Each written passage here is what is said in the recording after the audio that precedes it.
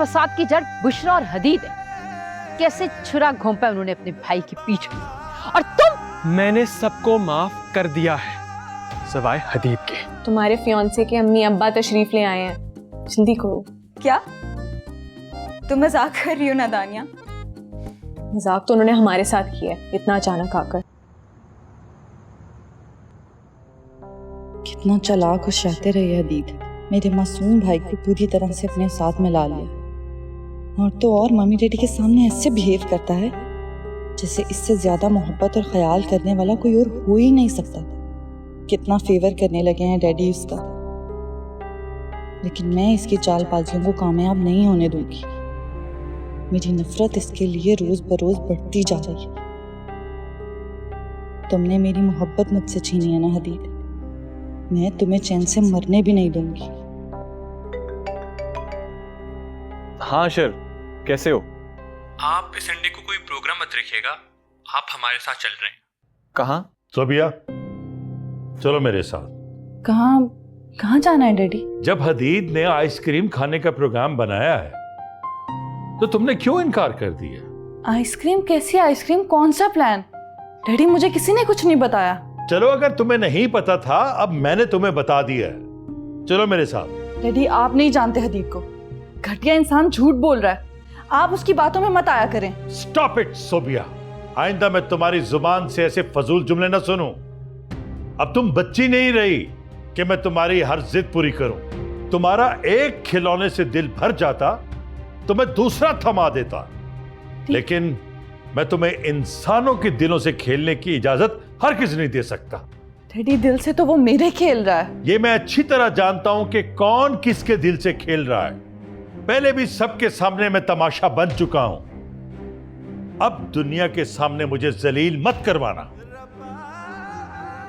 अगर तुमने हमारी खुशियों को फिर से आग लगाई तो इस बार सब कुछ खत्म हो जाएगा, तन्हा रह जाओगी तुम। डैडी आप। चलो मेरे साथ, हदीद इंतजार कर रहा है। इतनी मुखालफतों के बाद तुमने उसे पाया है, उसकी कदर करो। मैं तुम दोनों को खुश देखना चाहता हूं। आओ।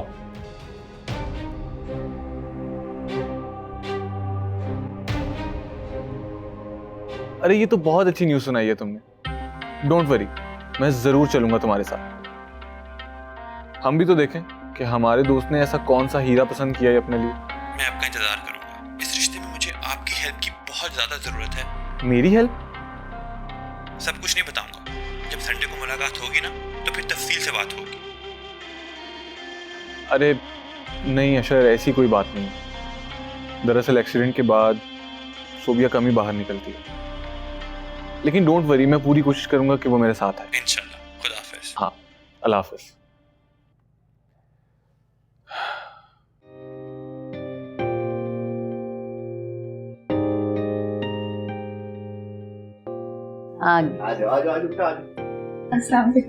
वालेकुम सलाम। माशाल्लाह माशाल्लाह। बेटा, अल्लाह ने तुम्हें और दानिया को महफूज रखा। मैं वापसी पर सदका दूंगी तुम लोगों का। और दानिया, तुम तो बेटा बहुत बहादुर निकली भाई, बड़ी समझदारी का सबूत दिया है तुमने। किस तरह हिफाजत कर ली अपनी और अपनी बहन की, कमाल बात है। आंटी, अब तो मैं औरतों की मौला जट बन गई हूँ। अपने इतने ज्यादा बहादुरी के चर्चे सुनकर मुझे तो अपने ऊपर हैरानी हो रही है।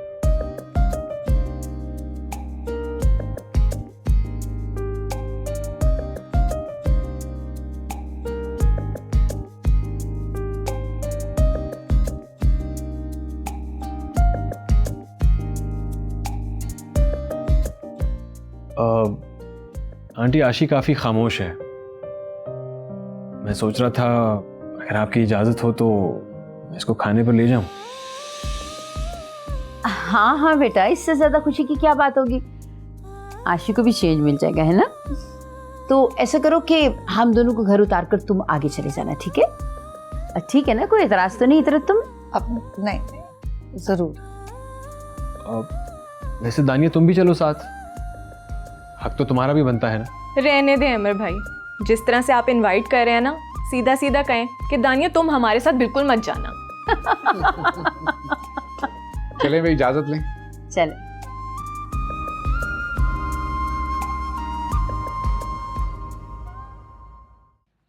लो भाई, हम तो अपनी बेटी को ले आए। अब आप लोग जाइए, पहले डिनर करें और उसके बाद आइसक्रीम भी खा लेना। अरे ये शोभी कहाँ गया? छोटे साहब तैयार होने गए, वो भी आपकी तरह हैं, जब तक प्रॉपरली ड्रेस ना हो ना बाहर नहीं जाते।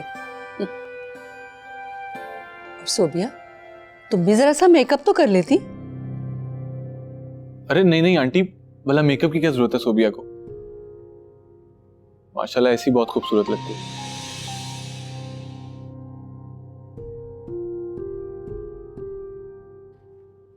आजा बेटा आजा, चल। कितनी उदासी हो गई है जिंदगी। पता नहीं कहाँ चली गई है वो रौनकें। हशाम भाई, हदीद और अहमर के कहकों से सारी फिजा गूंजती रहती थी। हशाम भाई, आप तो हर दूसरे दिन मुझसे किसी ना किसी डिश की फरमाइश किया करते थे।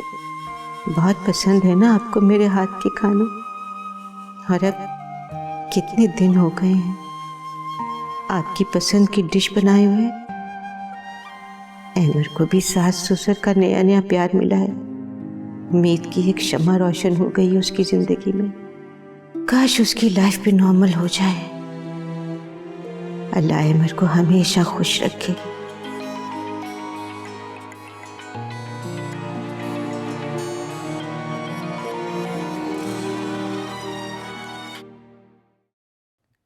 ये बुशरा फोन क्यों नहीं उठा रही है? तो यकीनन घबरा रही होगी। मैंने भी तो हमेशा इस पर गुस्सा ही किया है। मुझे अपनी बहन की मोहब्बत पर पूरा भरोसा है। अहमद ठीक कह रहा था, किसी शदीद मजबूरी ने इसे यह कदम उठाने पे मजबूर किया हो।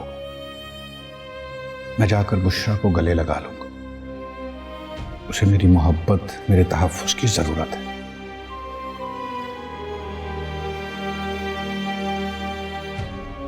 शाम, आज मैं बहुत खुश, बहुत मुतमईन हूँ कि जो डाकू आए थे ना आशी के घर, वो हमारे लिए बहुत मुबारक साबित हुए।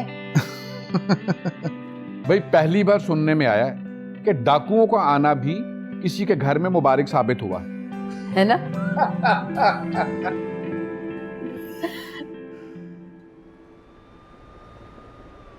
कैसा लग रहा है ये सूट? भाई अब लड़के की बहन हूँ, मजाक थोड़ी है। रिश्ता लेने जाऊंगी तो ये पहनूंगी। अली बाजी, एक मशवरा दूं आपको, मानेंगी? क्या है शर्मिली, अच्छा भला तो है ये सूट। हाँ बोलो, क्या मशवरा दोगी? लड़के की जो बहन होती है ना, साड़ी में का रोब वाली लगती है वो। और आप पर तो साड़ी ना बहुत जचेगी। वैसे भी बड़ी दबंग बहू ला रही हैं, तो पहली दफा में ना उनके सामने सीधी सादी बनने की कोई जरूरत नहीं आपको। अरे हाँ, तो साड़ियाँ तो रखी हुई हैं अलमारी में मेरे पास, तो बस। लेकिन उनका ना ब्लाउज ठीक करवाना पड़ेगा। इसकी तो फिक्र आप बिल्कुल भी मत करें, क्योंकि आपकी शर्मीली को ना सिलाई भी आती है करनी, तो वो तो मैं कर दूंगी। मगर साड़ियाँ तो दिखाएं मुझे। हाँ हाँ खाती हूँ भाई, यही 2 साड़ियाँ हैं मेरे पास। बाजी, ये तो बहुत खूबसूरत साड़ियाँ हैं। ये जामनी वाली आप पहनेगा, ये आप पे बहुत प्यारी लगेगी। बाजी, मुझे ना आपसे कोई एक बात करनी। क्या? हम ना अपने घर में गुलदान नहीं रखे। क्यों? अरे भाई, मैं भी इंसान हूँ और मुझसे भी गलती हो सकती है। कल को आपकी होने वाली बहू को गुस्सा आ गया ना, तो वही गुलदान उठा के मेरे सर पर दे मारा ना उन्होंने, फिर मैंने क्या कर लेना? अरे बेवकूफ, तुम्हें तो खुश होना चाहिए इस बात पे कि एक बहादुर लड़की हमारे घर आ रही है। तुम इसे नेगेटिव क्यों ले रही हो? और खुद सोचो कितनी तसल्ली रहेगी, फिर तो तुम्हें डाकू चोर का भी डर नहीं रहेगा। अरे हाँ, ये तो मैंने सोचा ही नहीं। इसी बात पर ना मैं आपके लिए शानदार सी चाय बना के लेकर आती हूँ। तब तक आप साड़ियाँ सेट कर लें, ठीक है? चलो ठीक।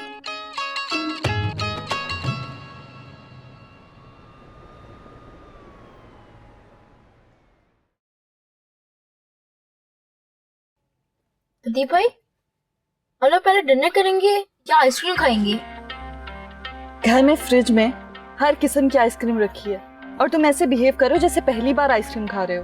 लेकिन सुबह बाजी, मुझे अपने फेवरेट आइसक्रीम पार्लर से आइसक्रीम खानी थी। इससे तो बेहतर था कि आप हमारे साथ आती ना। अरे ऐसा तो ना बोलो, फिर तुम्हें मारा जाता और इन्हीं की वजह से मैं तुम्हें साथ लाया हूँ। जब तुम ऐसी बातें करते हो तो मेरा दिल करता तुम्हारा गला दबा दो। तुम जितनी भी चालाकियां करते, एक ना एक दिन तुम्हें मेरी जिंदगी से निकलना ही है। अभी मैं तुम्हारी जिंदगी में आया ही कहाँ जो तुम मुझे निकालने की बातें कर रही हो। अच्छा भाई, तो पहले हम अच्छा सा डिनर करेंगे और फिर हम तुम्हारी फेवरेट आइसक्रीम खाएंगे। फेवरेट आइसक्रीम आदि डन। आज जो तुमने ड्रामा खेला है ना, अब इसके जवाब का इंतजार करो।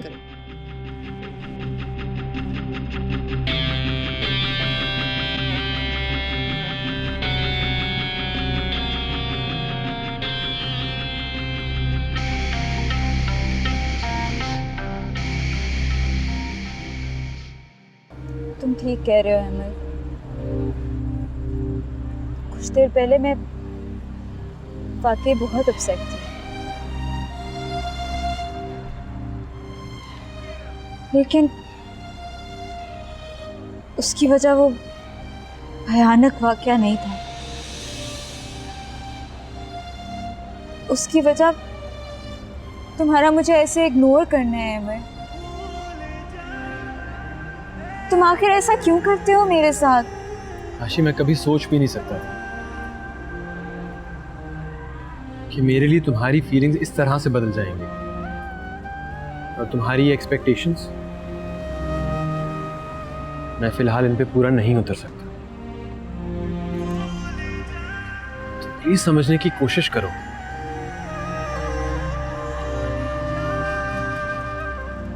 असल में बात पता है क्या है अहमद?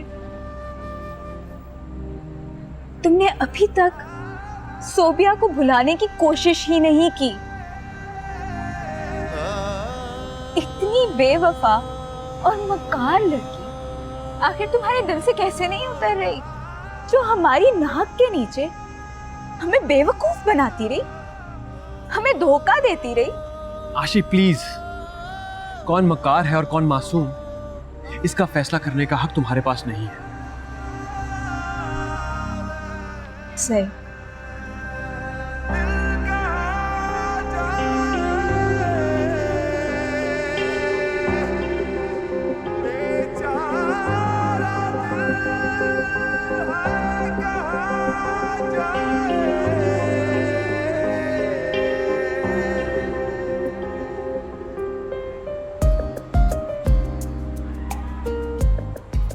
मेरे पास तुम्हारे लिए एक सरप्राइज है। वलीमे के दूसरे दिन हम दोनों यूरोप जा रहे हैं अपने हनीमून के लिए। Really? तुम वापसी पे अपना पासपोर्ट मुझे दे देना। वाकई? ये तो मेरी जिंदगी का सबसे बड़ा सरप्राइज है अहमद। चलो खाओ, ये लो ये लो। ला ला ला ला ला ला। मैं सोच रही थी कि हफ्ते को आशी की ढोलकी रख लूंगी घर पे, कुछ रौनक हो जाएगी, लेकिन अब दिल तो जैसे डर सा गया है। इतरत नहीं, खामखा का डर अपने दिल में बिठा रखा है।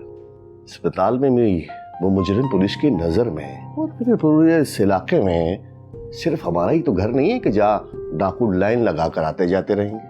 फिर भी मुझे तानिया की बहुत फिक्र होने लगी है।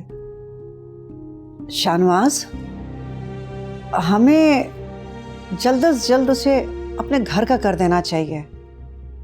एक अजीब सा खौफ बैठ गया दिल में, कहीं वो लोग हमारी दानिया से बदला ना ले लें। ये फिल्म नहीं है इतरत बेगम, मुझे यकीन है कि इंशाल्लाह हमारी दानिया को बहुत अच्छा रिश्ता मिल जाएगा, फिक्र ना करो।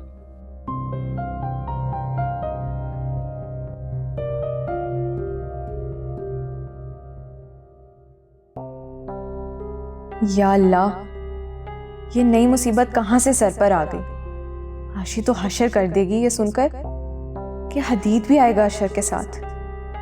कहीं आशी कोई गड़बड़ ना कर दे। मैं तो खुश थी कि हमारी कहानी में कोई विलन नहीं आया और हंसी खुशी शादी हो जाए हम दोनों की, लेकिन ये हदीद तो शुरू से ही विलन रहा है हमारी जिंदगी में। और इस बार तो बिल्कुल फजूल में एंट्री हुई है इस कमबख्त की। क्या करूं मैं? आशी खुद तो मजे से डिनर एंजॉय कर रही है और मैं उसकी वजह से हॉल हॉल कर मरी जा रही हूँ। खैर, मैं उसे समझाऊंगी कि मेरी खातिर उससे बर्दाश्त से काम लेना होगा।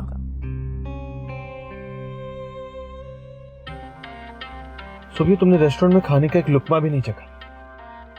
मेरी खुशी की खातिर ही खा लेती। कभी तो मुझे खुशी दे दो, कभी तो मुस्कुरा कर देख लो मुझे। देखना, मैं घर जाके क्या डैडी को बताओगे ये सब कुछ? अगर तुम्हारी वजह से डैडी को कुछ भी स्ट्रेस हुआ तो मुझसे बुरा कोई नहीं होगा।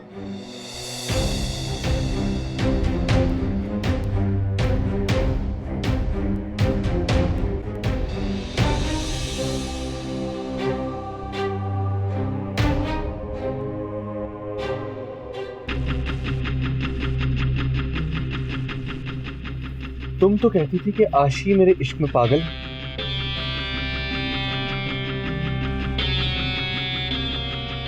जरा वहां देखो।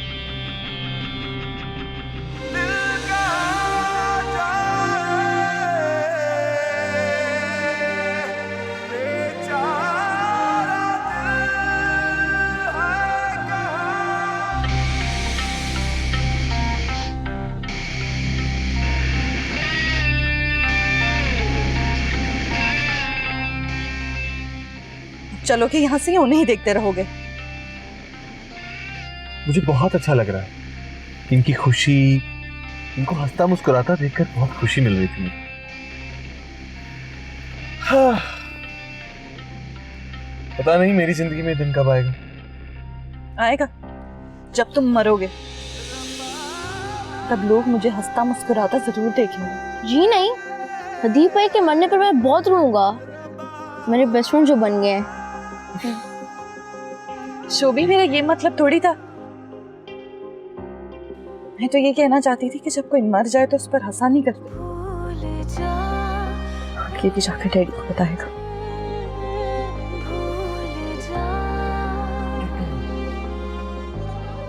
तुम देखो, मैं इंशाल्लाह सारी जिंदगी तुम्हें हंसता मुस्कुराता ही देखूंगा। किसी ने सच ही कहा है कि जो यकीन की राह पर चल पड़े उन्हें मंजिलों ने पना दी। रहो अहमदों की जन्नत में मेरी पलक से।